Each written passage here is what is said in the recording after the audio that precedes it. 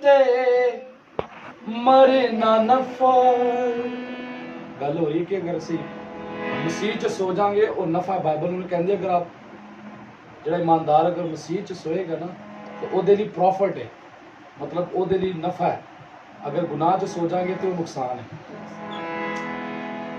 जीना मसीह ते मरे ना नफा।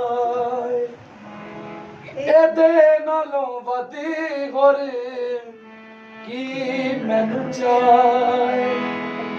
ਇਹਦੇ ਨਾਲੋਂ ਵਧੀ ਹੋਰ ਕੀ ਮੈਨੂੰ ਚਾਹੇ। ਜੀਣਾ ਮਸੀਹ ਤੇ ਮਰਨਾ ਨਫਾ।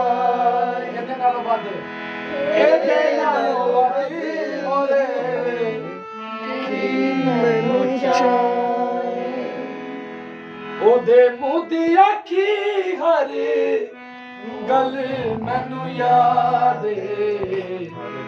ਯਿਸੂ ਤੇਰੀ ਗੱਲ ਮੈਨੂੰ ਯਾਦ। ਯਿਸੂ ਤੇਰੀ ਗੱਲ